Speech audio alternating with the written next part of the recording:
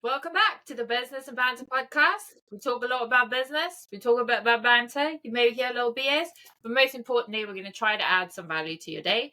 My name is Hanley. I'm a car part reseller from Scotland, and my esteemed podcast pal is Sam from Australia. I see I've got an upgrade from co-host to pal. Thank you. I know, I'm trying all kinds of different things. I have a few written down. We'll give a go. I'm not sure what you call it. Co-host. I think podcast pal sounds better, but I like it. And I feel like it's like an upgrade. So we're moving in a positive direction. You haven't fired me yet. Eventually we'll get one that sticks. We'll have to see how you perform over the next few weeks. Maybe people could tell us in the comment section what they prefer. I know. Feel free to add suggestions. We're just winging it as we go. We'd love to hear your suggestions on things. It's worth adding that we kind of just get lost in the conversation and we kind of forget that we're recording a podcast. So sometimes we don't provide explanation to things. So if you ever have any questions about things that we talk about, please just leave it in the comment section and we'll answer them.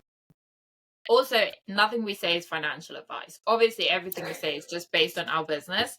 So please don't take anything we say as financial advice, tax advice. Always seek professionals in that kind of area. We're simply just saying what we know and what we learned in our own businesses. That being said, today we wanted to talk about something. We did a podcast with tech, and if I knew how to link it in the comments, I will. If I can't figure out before this goes live, then please go check out the Tech and Sports YouTube page. Sam and I did a podcast with tech, and it was Sam's live YouTube debut. Oh, back in like 2020, I did some YouTube stuff. Oh, did you? Yeah, but it's not under my own name. It's under my Instagram name, but they're in the archives of time began. So we'll say it's a re-debut. Right, so new challenge to all listeners. If anyone can find one of Sam's old YouTube videos, I'd love to see it. Hit me up on Instagram. You should see my hair. Oh, I would love to. So there you go. The first one to find it gets a Greg's voucher. Love it. But we did a great podcast with tech. Obviously, both of us is in the tech group. And one of the big takeaways that we heard from people was a discussion we had regarding choosing your hard when it comes to reselling. So we thought today we'd jump in on that one a little bit.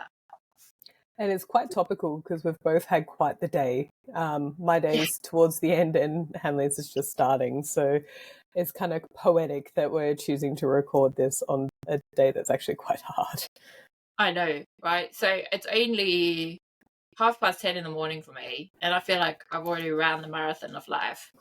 I've had everything thrown at me this morning, which kind of bleeds into what the whole topic is about. When it comes to reselling, when it comes to life, everything is hard. There is no easy. And I think that's where we make the mistake, because oftentimes I'll hear myself say, it'll be easier to do this. It'll be easier to do that. And once you start doing that, you realize there is no easy. Everything has its own set of hards. Totally. And with time, so I've made decisions at certain junctures in my life where I'm like, this is the hardest decision I've ever made. And the decision I made, I perceived to be hard. And with only time and space to reflect on it, many years later, I'm like, yeah, it was actually the easier of the two decisions. But that's only because I never knew what would happen on the other side if I chose the other path that I could have taken. So I really feel like it's all perspective. 100%. And then just to give people, if you haven't seen the podcast with tech, just to give you a bit of an idea of where the conversation came from, we were talking about choosing categories and sourcing. And I specifically source in bulk. I sell new car parts. So mine arrives on pallets of 5, 6, or 7. And my hard in my business is that I have to process a lot more. Where people are able to handpick their 30 items a day to list, there's not a lot of processing involved in that, because you pick only items that meet your metrics and that you can list. Where because I buy in bulk, I have to process a lot. So my pallets come in.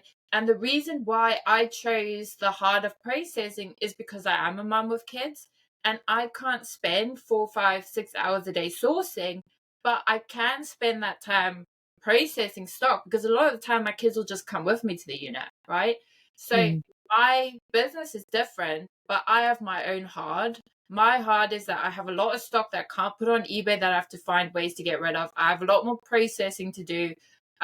Where someone who's able to go out and, for instance, handpick their clothing items, they don't need as much space as me. They don't need as much time to process as I do, but they spend that extra time on sourcing. And that's where the choose your hard came from, that no business model is wrong. You just choose the hard that you're willing to take on. And the hard needs to be built around what you have as your life and your circumstances and your opportunities. Like, I probably could find a car wholesale parts distributor in Australia, but I've never looked. Certainly there's clothing options, but within that, I receive items that perhaps are of different grades, different qualities, have different sell-through rates, etc. Sometimes they're not even branded. So I do choose to divide my time for the workday between heavy sourcing so that I can actually handpick those items, but then I top up with the bulk options on top because I find that easier. So I choose to split the hard. But also the hard is still what fits into your life and your routine. It's easy to look at someone else's business model and say they have it so easy. I should rather be doing, because I used to look at clothing and think to myself, it's so easy for them to just walk into a charity shop and go get 30 items to list. Like, if I'm out of stock, there's no charity shop I can go in and get 30 new car parts. And firstly, I was so oblivious and naive to what it actually takes to sell clothing because I don't know. And before people come for me, I realized you can't just walk into an op shop and pick the first 30 things you get now. But I mean, you can. and well, you can. We do not. Again, that's not the advice, guys. That's hard. That's hard. It's hard. But so I used to look down on my model and think, oh, it's so hard. Like, they can just go get their stock every day. I have to try to find bulk suppliers. And I used to look at clothing sellers and be like, they're so lucky because they can pack their items so quickly. You know, when you ship, you chuck it in a poly bag. I'm out here struggling, trying to pack alternators and headlights and those, until I started looking at why mine works for me. And the truth is that, yes, I have a lot more packing to do, but my average sale price of profit is higher and my average buy cost is lower because I buy in bulk, right? Yes, I need a lot more space, but I save so much time on sourcing, which works around my kids and my family, which comes first to me. So it's very easy to look at someone else's business model and go, they have it easy, when in fact, they just have a different hard than you do. Well, I was about to say to you, try laundering 7 loads of washing in a day, but because you have kids, you probably actually have experienced that. I probably wash more clothes than the average clothing seller. Yeah. Like, I probably go through more washing than the average clothing seller. But that's Yeah. not even something I've thought about. I think we're so oblivious to other people's businesses and what goes on in it that it's so And just easy lives. to put yourself down and be like, they have it easy, they do better than me, I should rather do that, I should do what they do. You don't always realize all the hards or all the details of what they do. And that's just proven in the fact that I thought you just go to a charity shop and pick the first 30 things you see and off you go. Honestly, you can do that, but you wouldn't make a lot of money. You'd probably lose a lot of money. I do think that it's the perspective. So I can look at what you do with rose tinted glasses and think that you just have it easy and you don't understand what it's like to have to launder all these clothes and dry all these clothes in the dead of winter when it was like 0 degrees this morning, and if I had any laundry, it wasn't going to dry in the first part of the morning. But it is just rose tinted glasses. Like, you have a different set of hard than I do. And that's okay. Like, that's what you choose to do. This is what I voluntarily signed up to do. And I've had so many different iterations of my hard that I chose to do. So one wholesale deal that I purchased back when I was exclusively doing wholesale was $20,000, and every single piece that came was not profitable. So I lost $20,000 on it. I got a little bit back, but overall, after fees and everything else, I lost a tremendous amount of money, and that was harder than walking my butt into an op shop and hanging out for a couple of hours and finding some stock. Which is so funny because this is something else I wanted to bring up, that every time I tried to fix my hard and make it easier based on what other people were doing, I lost money or screwed up my business. Totally. Where I would have been so much better off to just accept that this is part of my business. I cannot have my bread buttered both ways. There is always going to be hard, but sometimes we get so caught up in trying to fix the hard instead of just getting through it. And that's where I've messed my business up the most. So, for instance, I wanted to only do smaller parts because I wanted to have the same small storage system as a clothing seller. And I've never made less money in my life. Like, why? I made almost no money because I was trying to sell off the bigger stuff where most of the profit is, because I want to be like clothing sellers and I want to pack quick, easily, and I want to put all my stuff in little boxes on the shelf, and I don't want to have to struggle with this. And every time I try to change or adapt my niche to suit what other people are doing, I've lost the most money. So there's different elements to hard, isn't there? So there's the hard in terms of shipping, there's the hard in terms of the like time that you have to put in. There's hard in terms of just life that pops up. There's hard in terms of like perhaps the reason that you've entered reselling. Like there's many different hards, and you just have to accept that what you have in front of you is what you're kind of dealt, I guess is the best way to put it. Like, so we can choose. What hards do you choose and why? Why is the hards that you have in your business right now, why is it worth it? So I was thinking about this when we discussed that this is what our topic was going to be. So I feel like I left hard to start reselling full time. So my choice of working really hard every day is easy, because what's my option if eBay was to close tomorrow? Like Poshmark in Australia closed at the drop of a hat. Everyone got like 48 hours notice. Bye-bye. In the UK, the same. They just sent them an email and it was done, wasn't it? Bye. And I think about what's my options right now if that was to happen with eBay. What's my options? I have to go back to the hard that I had before. And that hard was so much harder than this hard. So I would rather work my butt off now in this easier, I kind of view it as retirement comparatively to what I was doing beforehand. And if I work really hard and I put in the hours and maybe build out something that's alternative in terms of income streams, that's a little bit more hands off, then when I get that email, I'm okay and I don't have to go back to the thing that was slightly harder than before. Yeah. What about you? I think for me, I chose car parts are harder to ship, harder to source. Mm-hmm. Not harder to source, harder to ship, harder to store. So I need more space and it takes me longer to do my postage, right? But the trade-off for that is my buy cost is lower, my average sale price is higher, so I'm making more profit. And my sourcing, I can source a whole month of stock now that we have our contact set up in like 40 minutes. And it gets delivered to my door, or we go pick it up and I'm done. I've currently got 6 pallets sitting out there that got delivered last Tuesday and I'm sorted. If anything was to happen now, I can comfortably list 35 good items a day for the next 5 weeks. Do you still have your wholesale business built in on top of that as well? I do. So because I buy in bulk, there is quite a lot of stuff I don't want to list on eBay, because when we buy out these deals, we have to take everything. And so the wholesale part originated from, what do we do with this other stuff that we don't want to be on eBay, right? And I still want to turn it into money, or I at least want to get my buy cost back. So what we started doing is selling off smaller lots on eBay, or selling smaller lots on Facebook Marketplace, or reselling to other resellers who maybe have a different business model than me. There is a lot of car part sellers who do the smaller model, higher volume, right? And they're more than happy to take these off me. So I've had to find a way to plug the money leak that I had because of these items that I can't put on eBay. And that's why my wholesale part originated. But again, it comes back to, that's just part of my hard, so that I don't have to spend 4, 5, 6 hours a day sourcing. Because I can't do that. I have 3 kids. I have a husband, I have a house. Someone said to me, it was so funny, someone said to me the other day, they said, it makes sense that you sell new car parts because they're just everywhere.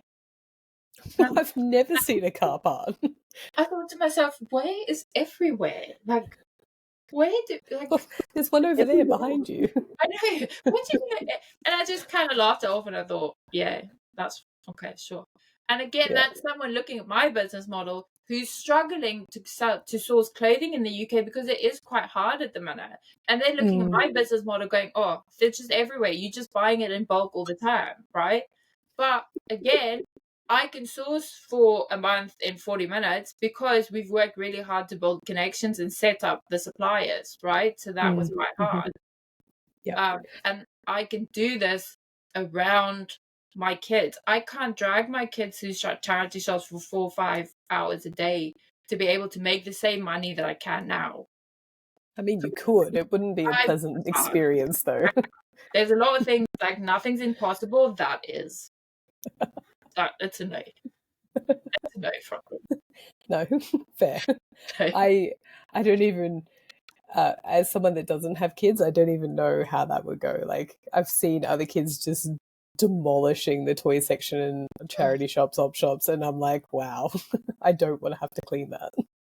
I think what's a really powerful, important message for me, and one that I really want to put emphasis on in the podcast, and one of the reasons why I wanted to do the podcast, is I want other women and other mums out there to know that you can build a reselling business based around your life and your kids, and you can still be very successful. It doesn't have to be a small little part-time hustle if you don't want it to be. You can still be the mom, you can still be the wife, you can still achieve everything of that and have a good, successful business. The difference is we just have to choose our heart, right? Yeah.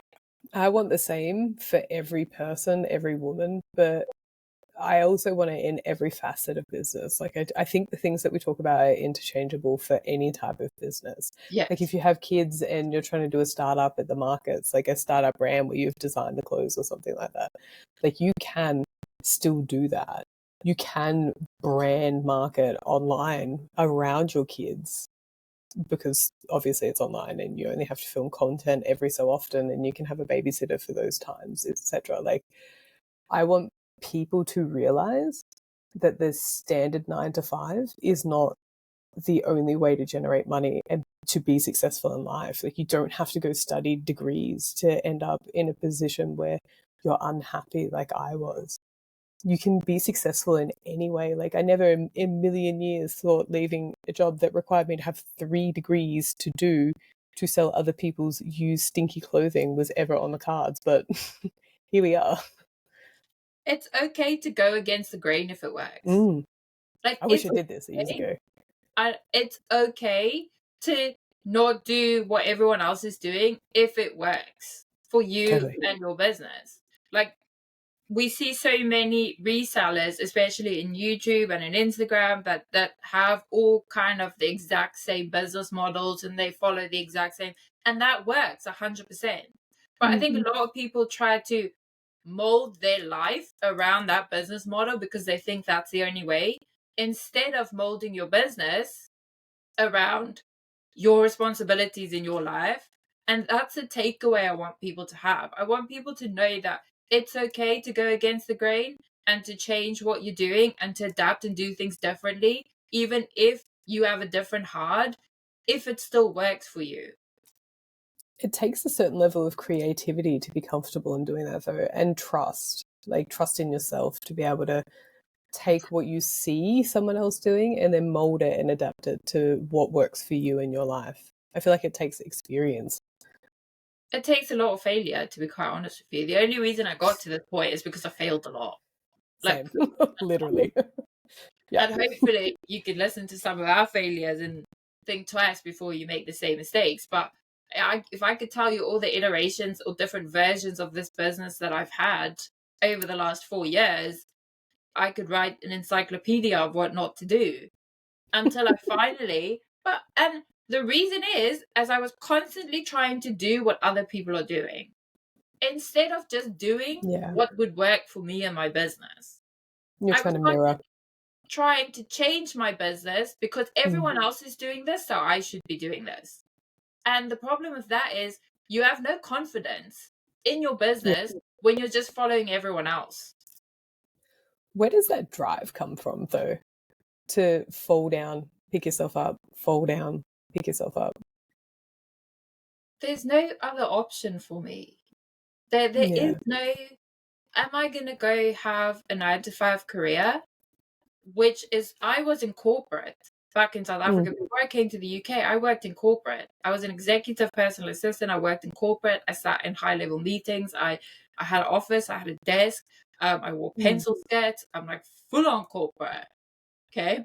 And the problem is that's no longer an option for me with my kids. And I'm not saying that it is an option for anyone. I'm saying that with the cost of childcare, with the amount of pressure on us moms to be able to do everything. And I want to say, with the standard of mother or the level of parenting that I want to provide, the type of mom I want to be, means that I cannot dedicate myself to a full-time corporate job anymore.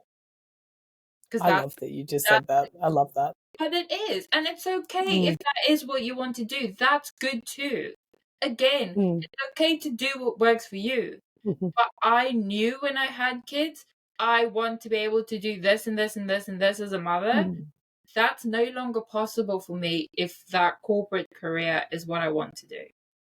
And so reselling, doing this, being able to mold this around my family and my kids, that's the only option for me. Do you feel like there's like a level of like being backed into the corner that helps that drive?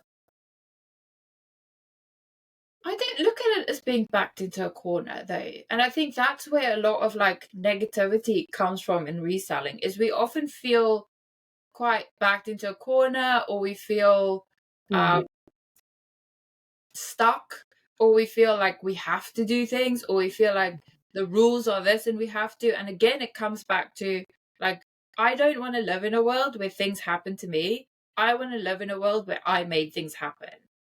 So I look at this as the other alternative is I'm just a stay-at-home mom and my husband pays all the bills, which he was more than willing to do, right? But there's something inside of me that just can't settle for that either. So this to me is an opportunity. So there's, from what I've heard from other resellers, there's kind of this like notion that you have to come from like a hard upbringing, or you have to be back in the corner. And I actually agree with you, because I grew up in a lower socioeconomic area. I had lots of chips stacked against me. There was a lot of a lot of back in the corner, etc. And I knew school was my way out of it. So as much as I kind of didn't want to be the nerd of the class and apply myself fully, like I did enough to like get by and get myself into uni. But even at the time that they were like, what are you going to pick for uni? I was like, I don't know. So everyone else chose nursing. So I was like, all right, I'll do that. Cool.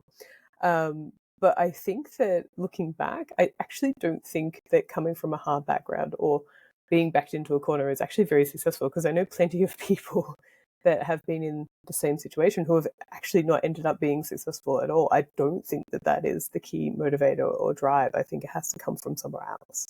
I think, and that's what I was just going to ask you, is there people who came from the same place as you, who have the same drive as you, or are there people who went the other way? Because I think we're all going to be given circumstances. It still comes down to, you're either going to say, this happened to me, or you're going to say, I made this happen. It's your choice.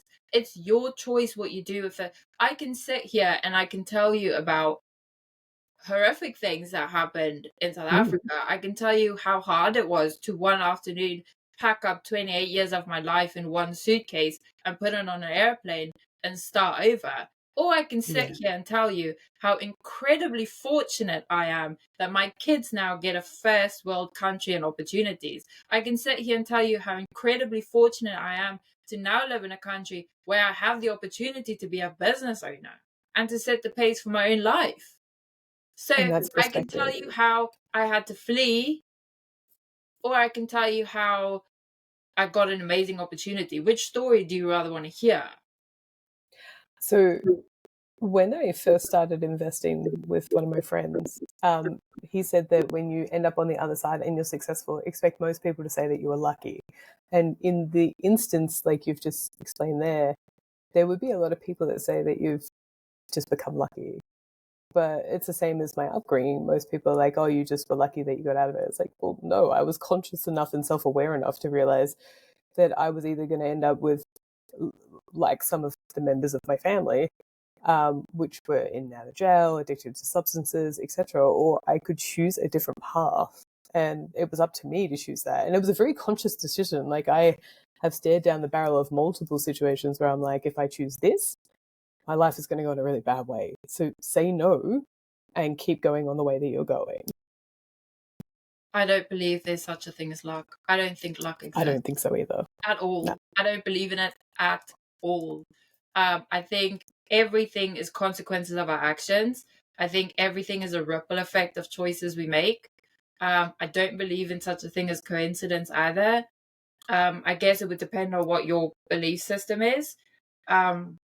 For me, it's action, hard work, not being passive, and taking charge of opportunities and things that happen in our life. I can't tell you a single instance where I genuinely believe there was such a thing as luck. I can't believe how aligned we are. I agree with all of that, 100%. Like the times where I have been a passive observer to my own life have been the hardest years of my life because I'm not in the control of my own life.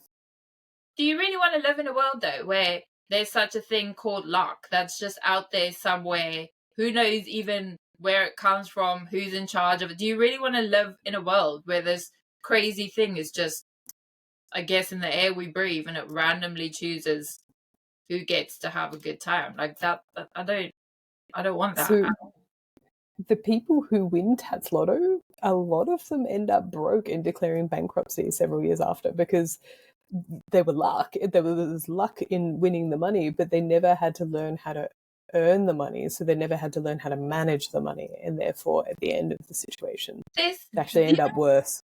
There's zero luck in winning the lotto. You bought a ticket and therefore you still had to do the thing. Practical chance of winning. It's no luck.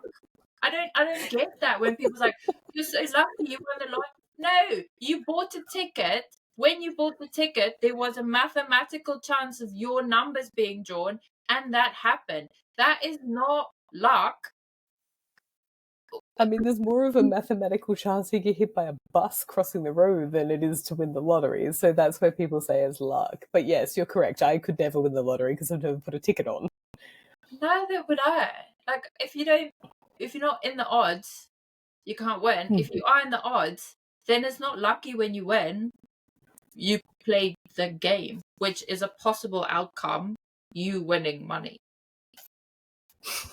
I don't understand luck. So maybe someone can explain it to me in the comments. I've never understood it. Like I don't who's in charge of this so-called luck?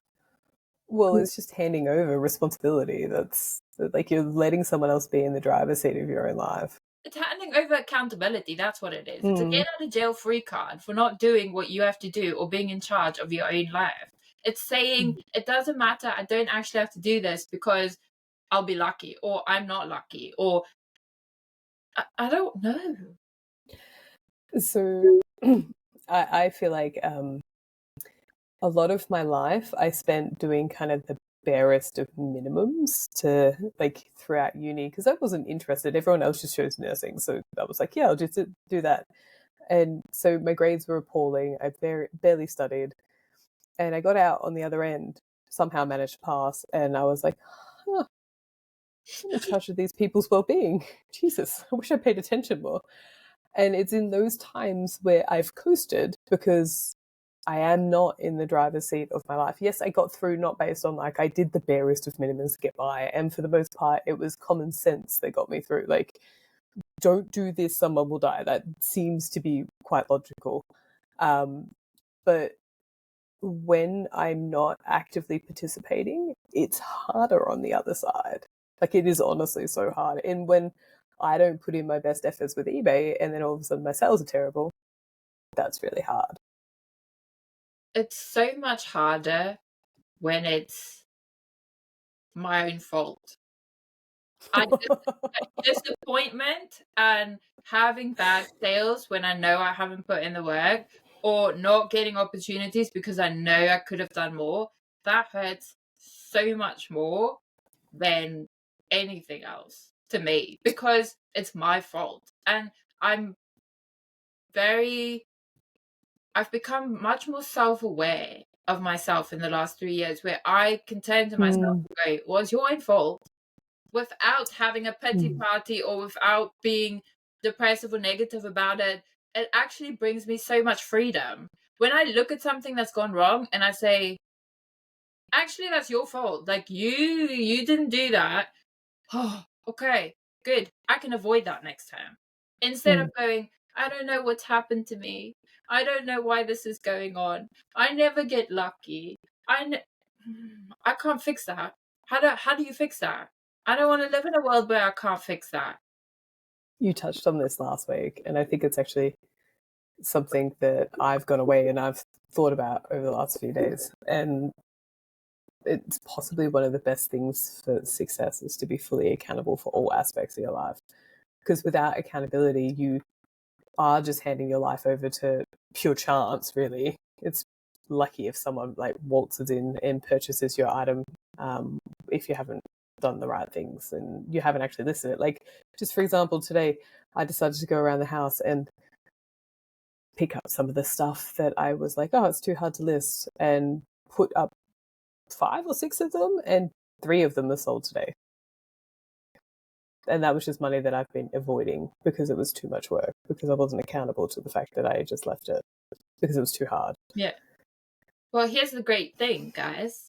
You can take an active role in your life and in your business and experience the consequences of your own actions and your own hard work and your own drive, or you can be passive in your life and be subjected to the consequences of everybody else's actions. Because when I put the work in, I get the rewards. When I sit back and do nothing, I get to see other people get rewards.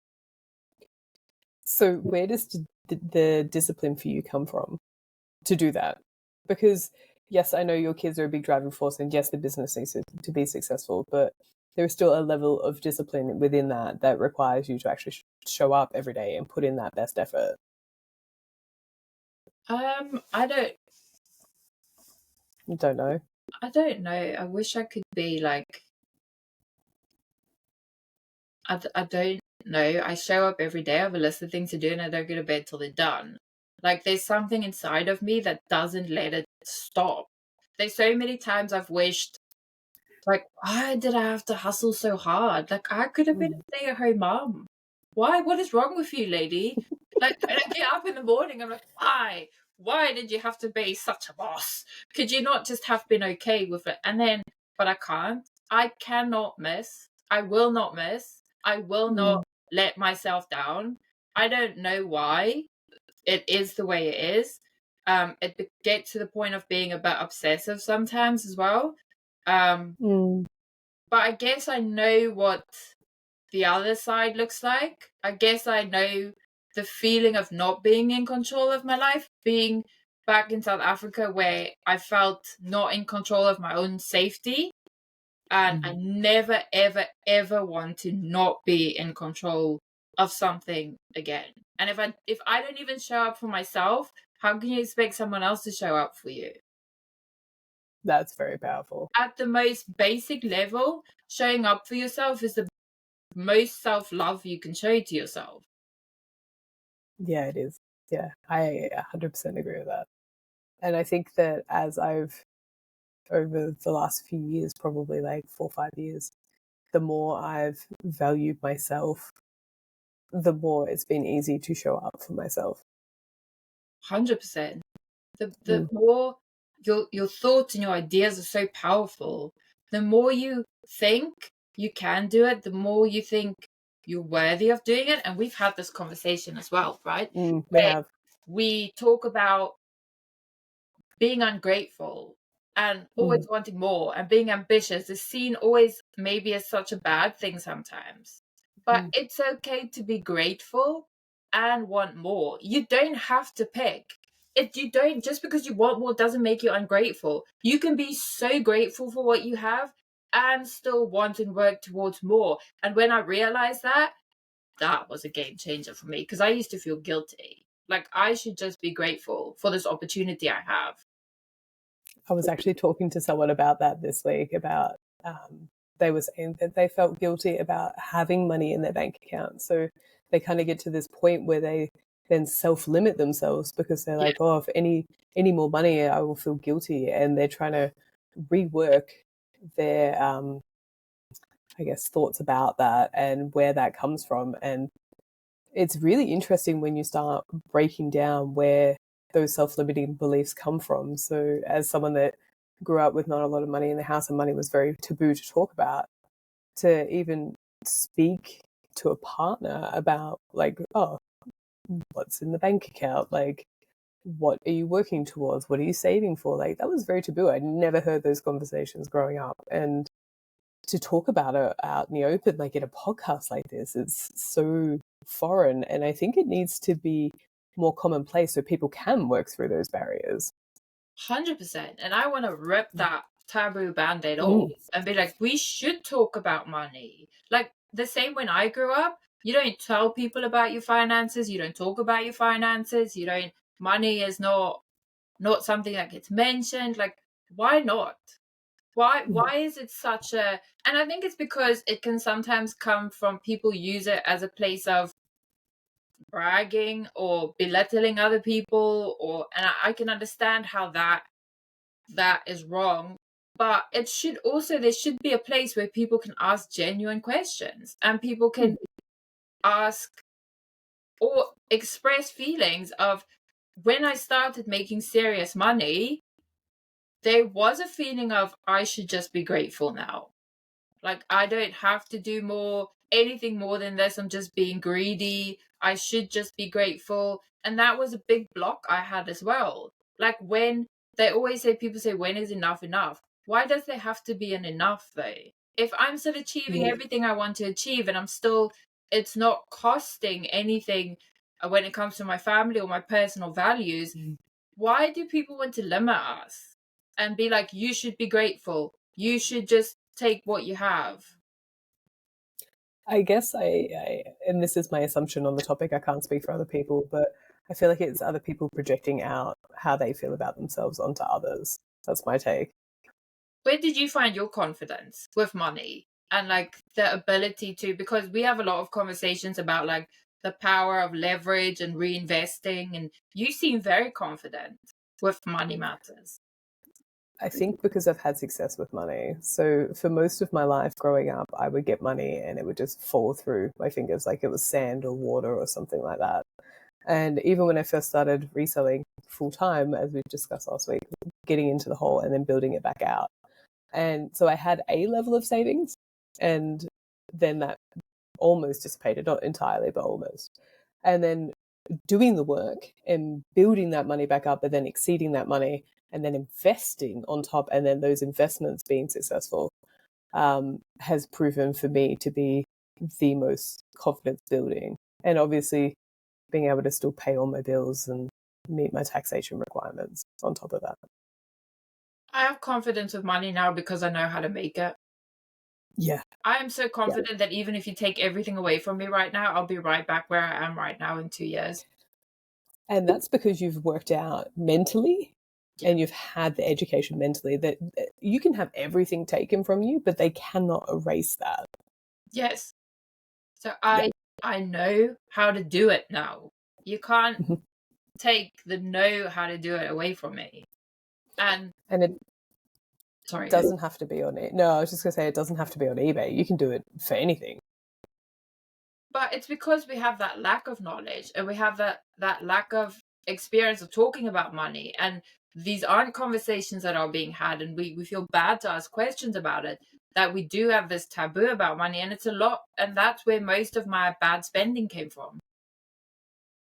That's true. Actually, it's where a lot of mine, if I had a bad day at work, I'd get takeaway on the way home and I'd online shop to make myself feel better. Or if I was on a night shift, I'd just spend the whole time online shopping because I didn't want to be there. And it's funny because when I didn't know how to make money, I spent a lot more money. Totally.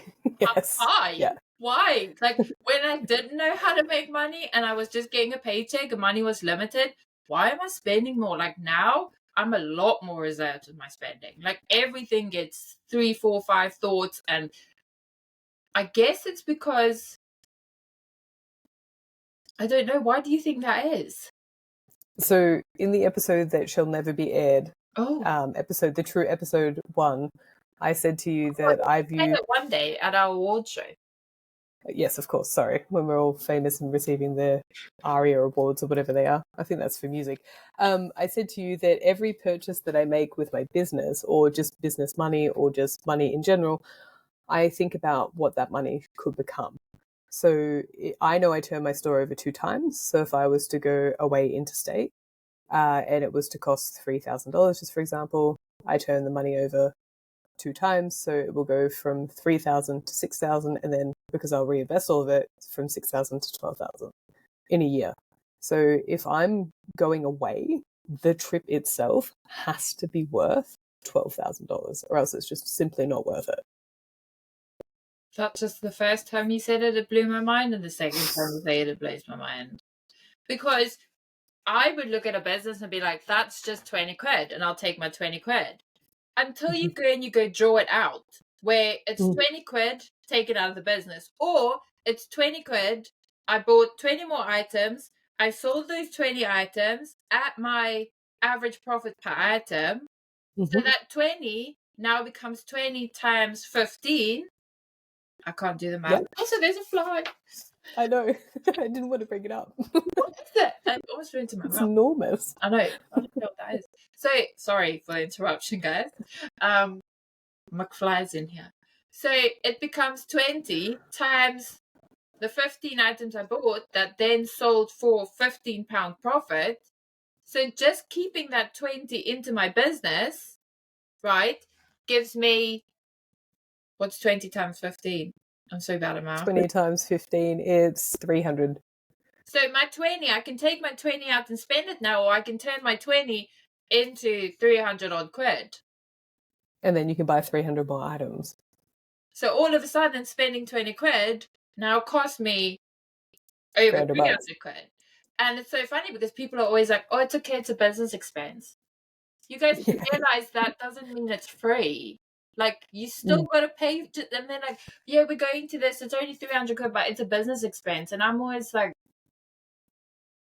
but that doesn't mean it's free. Like, you still have to take the money out of the business. And every cent you take out of the business, which is what you just made me realize, isn't just a cent. It's a cent times 15. So this is where my favorite topic of current time, sacrifice, comes in, because I have to be willing to accept that I'm not going to be going to, like, Retail Fest, which was a conference that happened here in Australia last month, I think, or this month, because I don't want to withdraw that money from my business, because I don't believe that that conference could provide me the value in which it would if I withdrew that money from my business over the course of a year. And I'm okay with that, because I've realized that I don't need to FOMO into things. Like, I've spent a lot of time in my life FOMOing into things, and I've never ended up in a good position from doing that. Choose your hard. It's hard to miss out on these events. It's hard to not be where everyone else is. It's also hard to lose 400 quid, right? Oh, of course. So choose your hard. Again, life is full of choices where every single choice is hard. You just have to choose the hard you can live with. And I will never look at my business the same way again after you've said that. Because even now, buying something simple as tape, that's a 300 quid roll of tape, that is. It better be good tape. It better be good tape, right? Mm-hmm. Yeah. So yeah, I view every purchase that I make in my life with that, because, and I know it probably is detrimental to my experiences today, tomorrow, and the next day, but because I am able to take that money and reinvest in other avenues outside of eBay, if I do get that email from eBay tomorrow saying that it's closing in 48 hours, I have a pretty okay buffer. Not great, but it does give me options where I don't have to immediately choose to go back to the previous hard that made me the version of myself that I don't like. So this is incredible because I was thinking about this the other day. My business is at the point now where it's generating the amount of money where this is where most people will increase their lifestyle significantly. Okay? Yes. If you're not watching the video and you're only listening to audio, Sam just went crazy. So I'm at the part in my business right now where I'm generating so much money coming into the business where most people can significantly increase their lifestyle. Okay? So that's called balling out here. Yes. So I can I don't know, Ball out. what is the Scottish version for balling out? You have cow on the weekend. I don't know. I'm gonna find out what it is. I'll come back to you. You have a hoolie, I guess. I don't know. I'm gonna find out.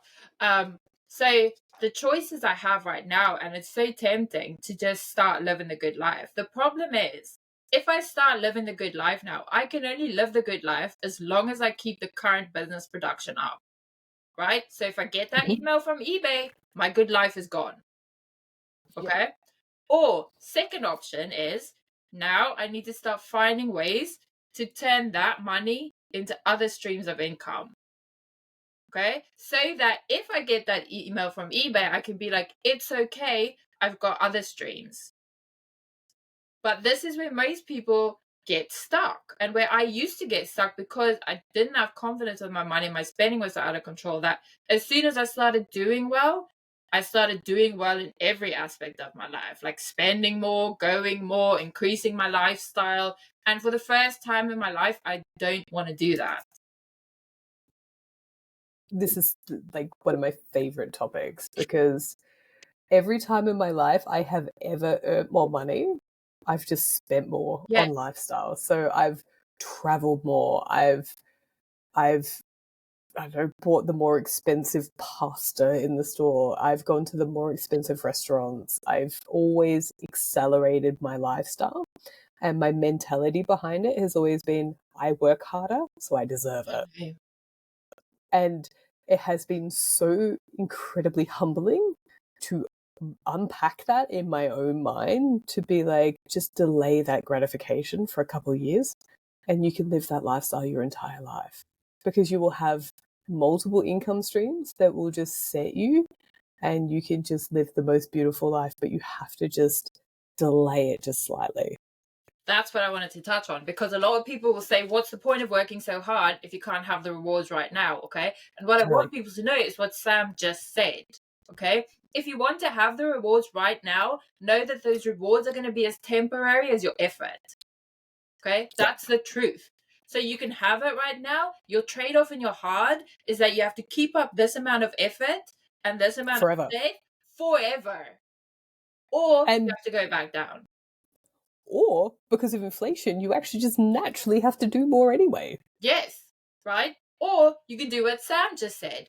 Delay the lifestyle upgrade to build more security so that you can have the rewards later in life for the rest of your life.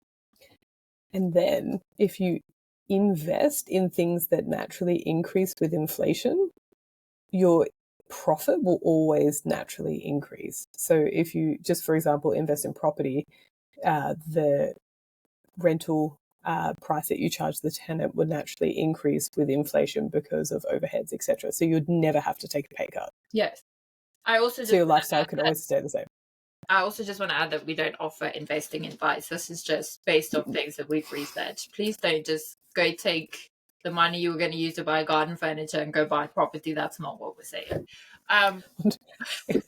If you can buy property with garden furniture, please hit me up in my DMs, because I will buy that.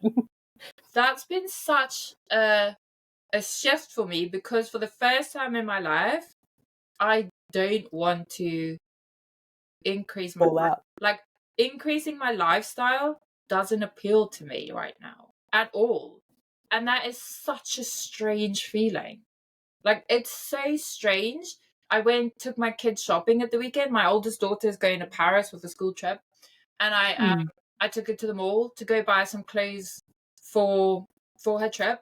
And I would tell you, when I was in a mall, definition of balling out. Like everything I saw, everything, like I was a very good shopper. We left the mall with 2 t-shirts that she wanted, and I bought them lunch, and that was it. Like I'm at the point where I heard this. Do you know what? I heard this on a podcast, and I wish I knew who said it now. And I feel bad that I don't know. But when I find out, I'm going to put it in the comments, okay? He said, nothing that's going to still make you happy in 10 years, you will find in a mall today. You can buy nothing That's in a so mall true. today that you'll still be happy about 10 years from now. It probably won't even exist because the quality of manufacturing these days is like so appalling that it wouldn't survive 10 years. You can't buy your long-term happiness with consumer goods. Definitely not. And that's where I'm at my life now. It finally sunk in that, and now I'm in this position of, okay, so now I need to start educating myself of what I'm supposed to do with this money, like where I'm supposed to spend it. And my new hard is going to be maintaining this lifestyle I have for future reward, which is really hard when you see people on Instagram on holiday all the time, and you're in Scotland where the sun shines 12 hours a year. I was going to say one day you really shortchange yourself there. Like, it's hard. I see you guys in the sun while I'm in my cold warehouse. I see you. It's hard. Yeah. I don't even have a shopping centre to go to if it makes you feel any better. So I can't go ball out. I can only ball out online. Oh, did you guys know that, like, Sam doesn't even have Amazon Prime? I have Amazon Prime. It just doesn't do overnight delivery. But Amazon Prime isn't Amazon Prime if it's not next day. Like, I can order things this morning and it gets delivered the afternoon. I can't do that. So we were discussing a purchase of some equipment for the podcast, and this was like last week. So today's the 21st of May. So I think it would have been around like the 15th of May. And I was like, oh yeah, it will arrive on the 10th of June. And it said Amazon Prime, and Henley's mind just blew. That's how remote I am. It takes a month, guys. That's how remote. That sounds hard. Can you imagine life without Amazon Prime? I can't. I can actually, and it's very easy. As a mom, Amazon Prime is like my bestie. But how much can you delay gratification when you can purchase something and it takes 4 weeks to arrive? Will they still want it in 4 weeks? Probably not. Can you cancel it after 2 weeks if you've decided you don't really want it, or no? I have no idea. I've only ordered really half a dozen things on Amazon Prime before because it just takes so long for stuff to arrive. I think that should be the standard for anything. If you buy something, everything other than food or necessities should take 4 weeks. And if you still want it after 4 weeks, it gets delivered. If you don't, it shouldn't. Do you know how much money we'd all save? Do you know how much impulse buying we do for the sake of other people? And if we had 4 weeks where we really had to think about it, I don't think we'd have half of the stuff we have now. Actually, there's I don't know who the author is or the name of the book, but I have read that in a book many years ago, maybe 5, 6. It was pre-COVID, so but the author said that if you want the item, take the money from your bank account and place it into a separate bank account, and simply wait for a couple weeks to see if you still want the purchase, and if not, just keep the money in the bank account. You'd be surprised with how much money you end up with. We live in a very instant gratification world at the minute, don't we? Where everything is like very instant. And I think that's the hardest fight for us as small business owners, is we need to stop ourselves from buying into instant gratification if we want long-term success.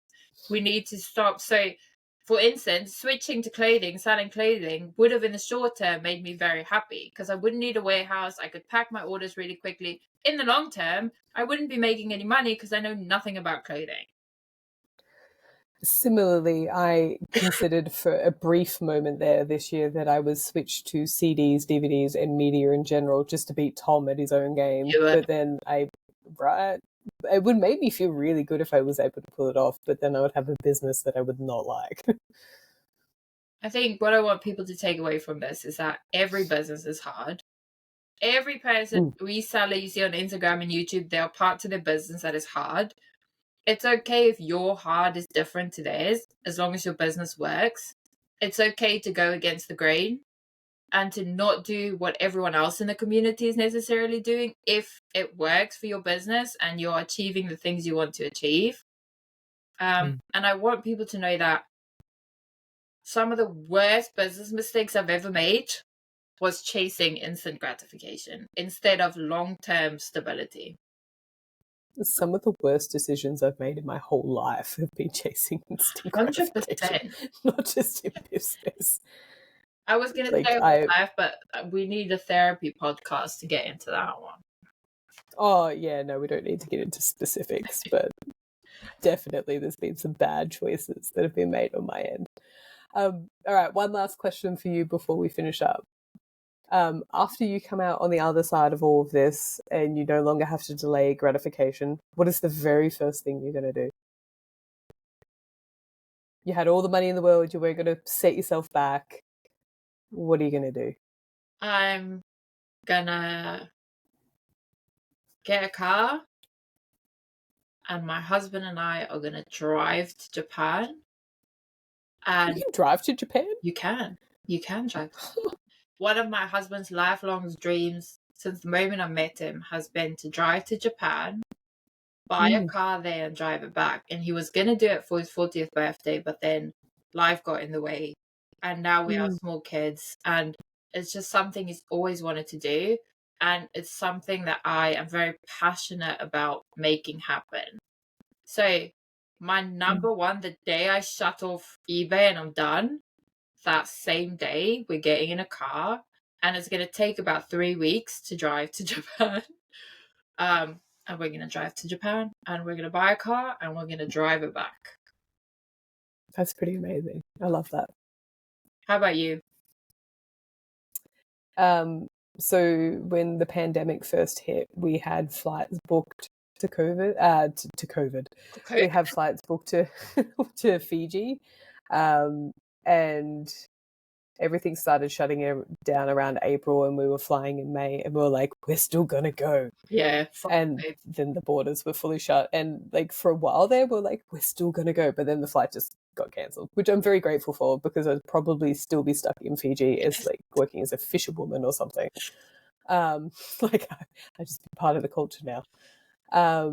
But that's where the first thing when I shut it all down and I walk away, my first flight with Lauren will be to Fiji and we're just going to sit on a beach and do nothing. And then I'll probably get really bored and need to do something. So, but I think at the end of the day, we also have to keep in mind that the purpose of all of this, even though a big purpose of this of mine is to achieve goals and I get a lot of fulfillment and satisfaction out of hitting goals, it's also to be able, the money buys the time, which buys the freedom to live life with the people we want to live life with.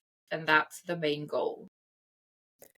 But it's worth adding that it doesn't buy the happiness. The happiness still has to come from you. 100%. All right. Well, since that was the last question, I'm going to wrap it up. Thank you for joining us today. If you have any questions, comments, feedback, please leave it in the comment section. Please like, subscribe. If you feel very generous, feel free to share this to any sort of socials. We'd really appreciate it. And hopefully you will tune back in next week for our next episode. Have a good one. Bye-bye. Thanks, guys.